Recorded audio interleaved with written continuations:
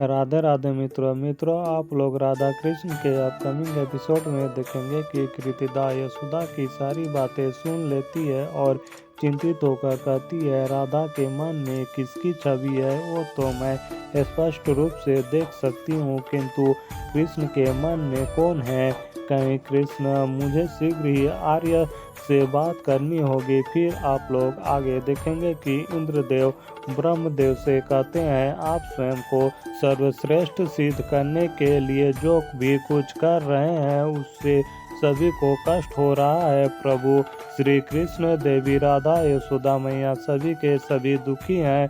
ब्रह्मदेव, यदि कल प्रातः काल तक सभी गोपियां वृंदावन ना पहुंची तो देवी राधा को वृंदावन छोड़ना होगा। इसलिए ब्रह्मदेव, हम सभी देवता आपसे विनती करते हैं कि इस अनर्थ को होने से रोक लीजिए। प्रभु तो ब्रह्मदेव कहते हैं, आप सब की दशा देखकर ऐसा प्रतीत हो रहा है कि इस अनर्थ का कारण मैं हूँ।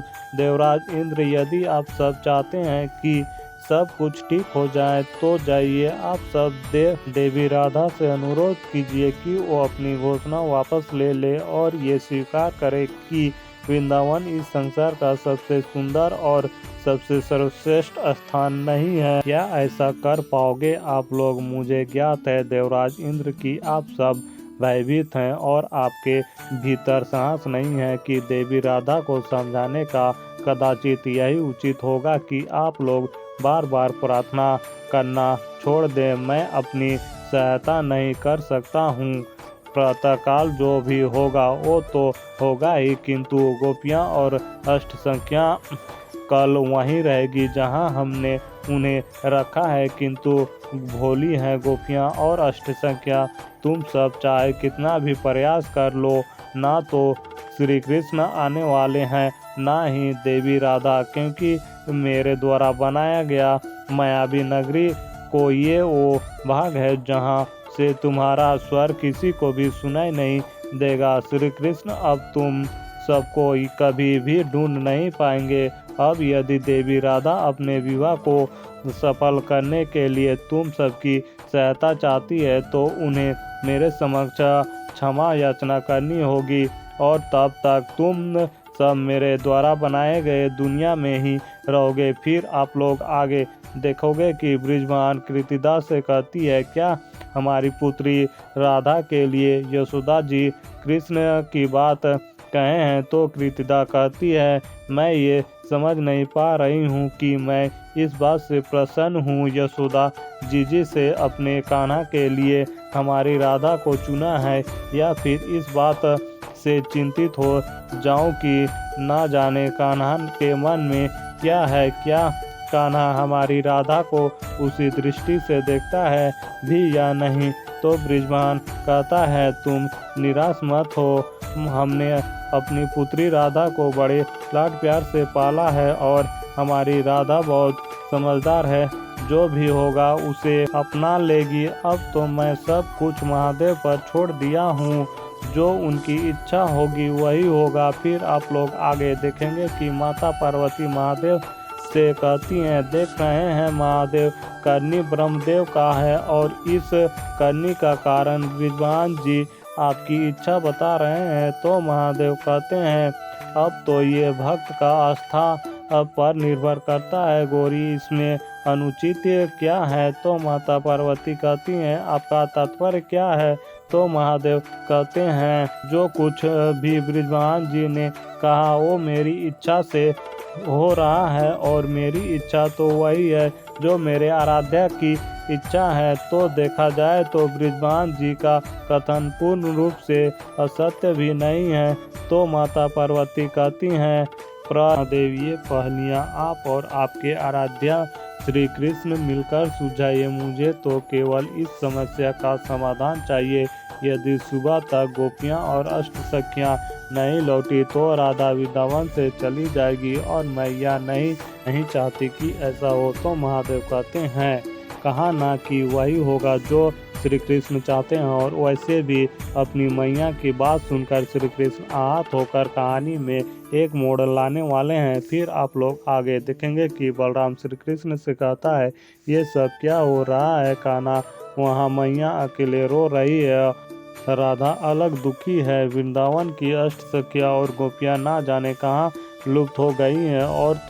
और मैया ये स्पष्ट कर दी है कि यदि कल प्रातः तक समस्त गोपियाँ और अष्टसखियाँ नहीं लौटी तो राधा को ये वृंदावन सदैव के लिए छोड़कर जाना होगा। हमारे वृंदावन क्यों ये हो रहा है ये सब? तो कृष्ण कहता है, आप जानते हैं कि ये प्रसंग किसने रचा है? तो बलराम कहता है, ब्रह्मदेव।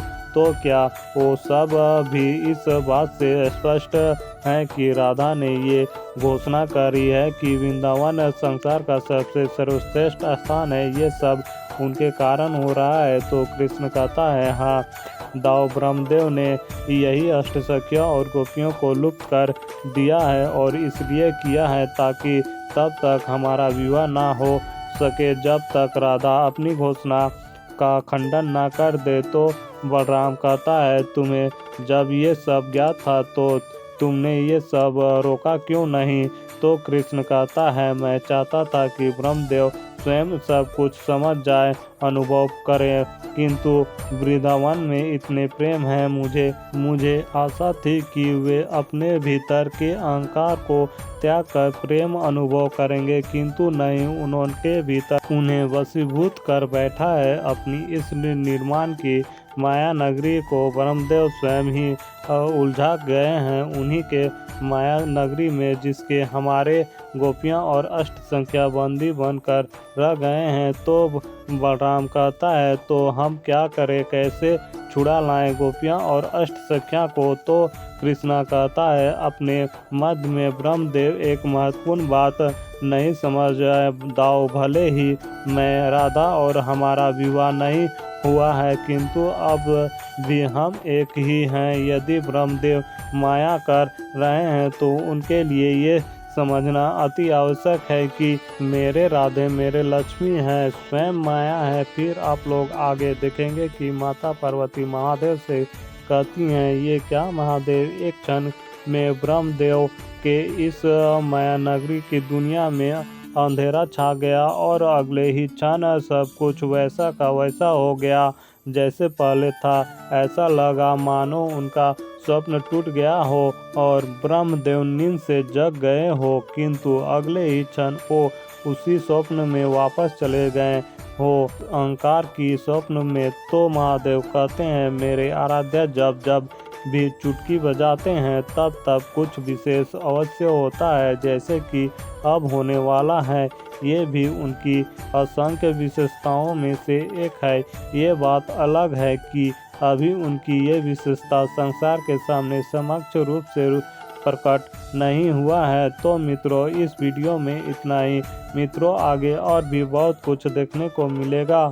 तो मित्रों, जल्द मिलता हूँ आपको एक नए वीडियो के साथ। तब तक के लिए राधे राधे।